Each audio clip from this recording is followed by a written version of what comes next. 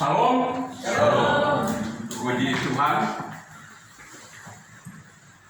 Kita semua dikumpulkan oleh Tuhan sendiri. Dan kita sadar sungguh bahwa di ruangan ini ada Roh Kudus yang lebih besar daripada apa yang ada di dalam dunia ini. Pertama-tama saya ingin memperkenalkan diri saya. Takut nanti saya ke Marga Asih ketemu terus tidak ada saya.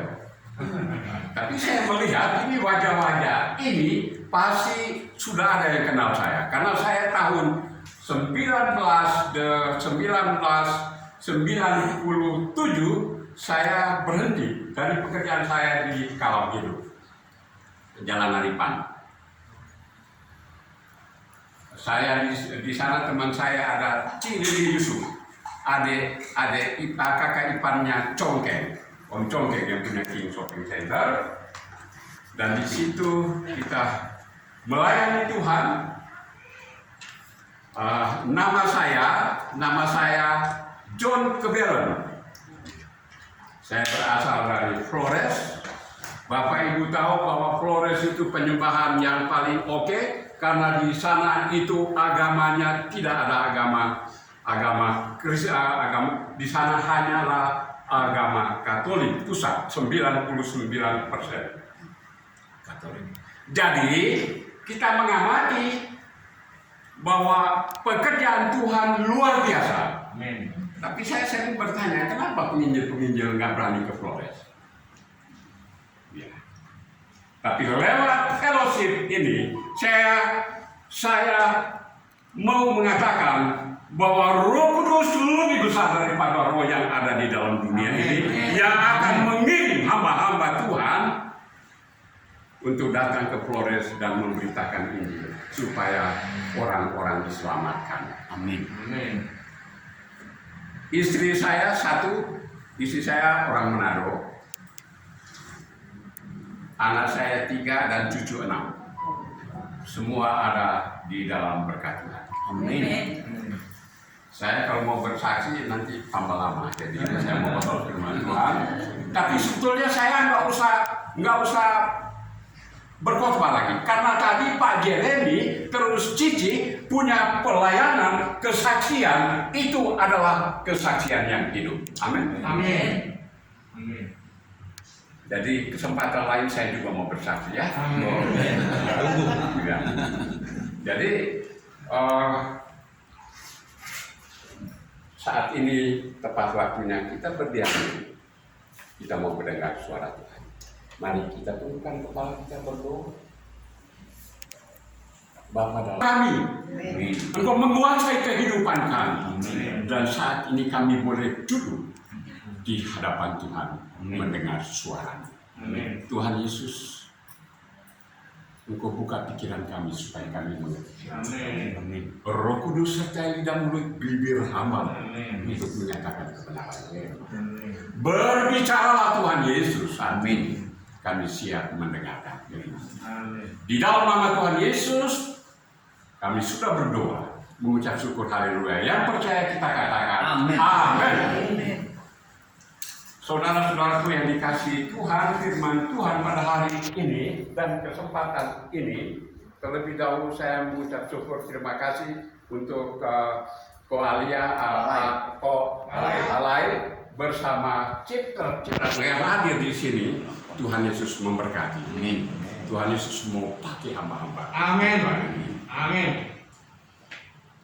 Kita akan membuka firman Tuhan.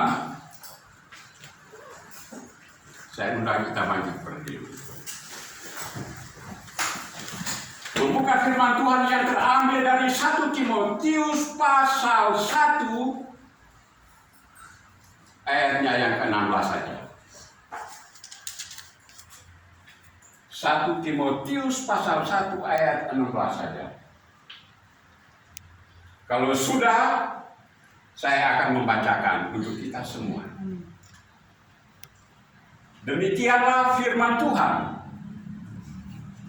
Tetapi justru karena itu aku dikasihani, agar dalam diriku ini sebagai orang yang paling berdosa, Yesus Kristus menunjukkan seluruh kesabarannya. Dengan demikian aku menjadi contoh bagi mereka yang kemudian percaya kepadanya dan mendapat hidup yang kekal. Demikian firman Tuhan. Berbahagialah kita membaca, merenungkan, dan melakukan di dalam setiap kehidupan kita. Silakan duduk kembali. Bapak, Ibu, Saudaraku yang dikasihi Tuhan, ini firman Tuhan. Ini penulisnya kita tahu, Paulus yang menulis surat kepada Timotius, anaknya yang sah, anak rohaninya yang dididik, sebagaimana chapter ini sedang mendidik kita semua hadir di tempat ini. Dan tema dari tulisan ini yaitu doktrin yang benar. Ingat baik-baik. Doktrin yang benar dan kesalehan ini kita harus terapkan di dalam kekristenan. Karena di akhir zaman ini banyak penyesat-penyesat yang ingin menyusup. Tetapi hari ini tulisan Paulus kepada Timotius mengajarkan kepada saudara dan saya, sebagai orang percaya harus mengajarkan doktrin yang benar. Amin. Doktrin yang benar itu kayak apa? Yaitu bahwa orang percaya dipilih oleh Tuhan sejak di dalam kandungan sang ibu, sudah ditetapkan Tuhan untuk menjadi alat di dalam pemberitaan firman Tuhan. Amin. Amin. Dan di sini tanggal penulisan sekitar tahun 65 Masehi. Ini cukup kita ketahui. Jadi di sini kita mau melihat di dalam ayat yang tadi saya akan mengulangi sekali lagi, bahwa tetapi justru karena itu aku dikasihani. Puji kepada Tuhan. Kalau bukan kasih dari Tuhan, Pak Jeremy tidak akan diselamatkan. Di sini dikatakan agar dalam diriku ini, dalam diri orang percaya, diri Paulus, sebagai orang yang paling berdosa. Kalau yang paling berdosa itu tempatnya di mana, Bapak Ibu? Firman Tuhan hari ini dia menjelaskan. Orang yang paling berdosa, Yesus Kristus menunjukkan seluruh kesabarannya. Luar biasa. Oleh karena kesabarannya, dia mau mengampuni segala dosa kita. Oleh karena kesabarannya, dia menyerahkan nyawanya demi keselamatan saudara dan saya. Amin. Amin. Coba tepuk tangan buat Tuhan Yesus. Di sini dikatakan bahwa dengan demikian aku menjadi contoh. Luar biasa. Ada kuasa yang keluar dari pribadi Paulus, yaitu kuasa Roh Kudus, sebagaimana saat ini Roh Kudus menempati hati saudara dan saya. Amin. Makanya firman Tuhan di ayat yang lain di dalam Roma pasal 12 ayat 11, dan dia dikatakan demikian. Janganlah hendaklah kerajinanmu kendor, biarlah rohmu menyala-nyala dan layanilah Tuhan. Bapak Ibu Saudaraku yang dikasihi Tuhan, sebagai contoh mereka kemudian percaya kepadanya dan mendapat hidup yang kekal. Luar biasa. Hidup yang kekal di bawah kolong langit ini sudah kita tahu semua, dan saat ini sedang kita nikmati. Bahwa di dalam Tuhan Yesus ada sukacita. Saya tadi mendengar kesaksian Ko Jeremy. Dengan kekuatan pribadi mau menyamai kekuatan Tuhan. Harus kita sadar bahwa di bawah kolong langit ini ada kuasa dunia yang hebat. Tetapi ingat, kuasa itu tidak dapat menyanyi kuasa Tuhan Yesus. Amin. Amin. Kalau saya dalam pelayanan, ketika melayani kuasa-kuasa kegelapan dengan iman yang Tuhan tetapkan pada saudara dan saya, kalau bahasa Sunda saya bilang inisial. Ya. Itulah kuasa yang ada, yang saat ini Tuhan sudah menyerahkan itu kepada saudara dan saya. Amin. Amin. Bukankah di dalam firman Tuhan dia katakan, Yohanes pasal 1 ayat 12, tetapi semua orang yang menerimanya diberinya kuasa supaya menjadi anak-anak Allah, yaitu mereka yang percaya dalam namanya. Amin. Saya mau tanya Anjing, diberkati Tuhan. Ada sukacita, ada damai sejahtera. Sekalipun turun tangga, tapi sukacita tidak bisa dibatasi oleh turunnya tangga. Amin. Jadi di sini kita melihat bahwa firman Tuhan itu firman yang hidup, dan firman itu adalah pribadi Tuhan Yesus yang sudah saudara dan saya berjumpa di waktu yang berbeda. Amin. Jadi di sini kita mau belajar bahwa orang yang terkenal karena nama buruknya, baik, orang yang terkenal karena nama buruknya akan selalu menarik perhatian publik jika mengalami pertobatan seperti saudara dan saya. Di sini kita melihat bagaimana perjalanan hidup Rasul Paulus sebelum dipanggil oleh Tuhan. Di sini dikatakan bahwa dia adalah seorang, kita melihat bahwa aku yang tadinya di ayat 13 dia katakan, aku yang tadinya seorang penghujat dan seorang penganiaya dan seorang ganas, tetapi aku telah dikasihaninya, karena semuanya itu telah kulakukan tanpa pengetahuan, yaitu di luar iman.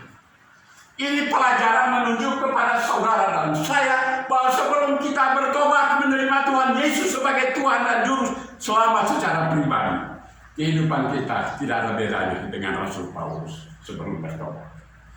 Di sini Rasul Paulus dia kenapa menjadi orang yang ganas? Karena itu dia lakukan sebelum dia menerima Tuhan Yesus, sebelum dia berjumpa dengan Tuhan Yesus.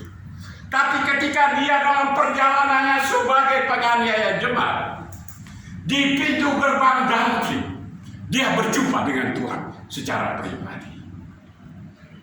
Demikian juga pengalaman Rasul Paulus ini ada pada saudara dan saya, dan Tuhan mau pakai saudara dan saya untuk melayani, pergi beritakan Injil supaya banyak jiwa yang diselamatkan.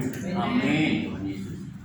Di sini saya akan memberikan tema, yaitu bahwa orang percaya punya integritas. Amin. Amin. Orang percaya punya integritas. Apa itu integritas? Orang yang dapat dipercaya. Saudara dan saya bisa merenungkan, kalau jadi orang percaya Tuhan Yesus, menjadi corongnya Tuhan, menjadi alatnya Tuhan untuk pergi memberitakan Injil. Kalau kita tidak punya integritas, kuasa apa yang kita pakai? Di sini integritas berarti dapat dipercaya, jujur dan setia pada hal benar. Saya yakin bahwa kita sudah dibenarkan oleh Tuhan, walaupun kita dulu lebih jahat. Tapi puji kepada Tuhan, oleh kebenaran firman Tuhan ini, kita punya integritas dan kita boleh pergi sesuai dengan kasih karunia yang Tuhan percayakan kepada saudara dan saya. Amin. Amin. Jadi di sini dikatakan bahwa kita menjadi orang yang bisa dipercaya jika perkataan kita sejalan dengan perbuatan. Ada banyak hamba Tuhan di akhir zaman ini ngomong kemasannya firman Tuhan, tapi di dalamnya itu kejahatan. Hati-hati. Jadi pada hari ini kita mau belajar bahwa Alkitab menunjukkan bahwa orang yang berintegritas punya hubungan atau pergaulan yang erat dengan Tuhan. Amin. Amin. Saya sungguh percaya digerakkan, didorong oleh Roh Kudus untuk berbicara bahwa hari ini firman Tuhan ini diaminkan di chapter ini. Amin. Amin. Amin. Karena saudara dan saya, kalau kita tidak dekat dengan Tuhan, kuasa apa lagi? Sebagaimana firman Tuhan tadi, jangan beri kesempatan supaya saudara sungguh-sungguh menikmati berkat Tuhan. Amin. Maksudnya berkat Tuhan di sini bahwa setiap orang percaya, saudara dan saya itu kita sudah punya kepastian selamat. Amin. Bukan mudah-mudahan. Jadi di sini dikatakan, kita lihat dalam ayat firman Tuhan, ada beberapa poin dari ayat yang sudah kita baca, yaitu satu, di sini berbicara tentang kasih karunia. Di sini dikatakan, tetapi justru karena itu aku dikasihani. Dikasihani ini artinya Tuhan mau menghadiahkan saudara dan saya, yaitu kepastian selamat. Jadi di sini dikatakan bahwa kasih karunia berbicara orang percaya memiliki kepastian selamat. Amin. Amin. Loh, kayaknya tidak ada sukacita aminnya. Amin. Amin. Puji Tuhan. Jadi di sini dikatakan bahwa kasih karunia di sini berbicara tentang orang percaya seperti saudara dan saya. Kita memiliki kepastian selamat. Amin. Saya minta salah satu Cici membacanya dengan keras. Injil Yohanes 1 ayat 12. Yohanes 1 ayat 12. Injil. Ya, ini kita latihan. Karena kita ini orang lapangan. Ketika kita bicara Injil, suara kita bagaikan Yohanes di padang rumput. Amin. Amin. Yohanes 1 ayat 12. Tetapi semua orang yang menerimanya diberinya kuasa supaya menjadi anak-anak Allah, yaitu mereka yang percaya dalam namanya. Puji Tuhan. Yang merasakan bahwa kuasa Tuhan sudah diterima, coba angkat tangan. Saya mau lihat. Sebab kalau tidak perlu nanti kita harus bicara.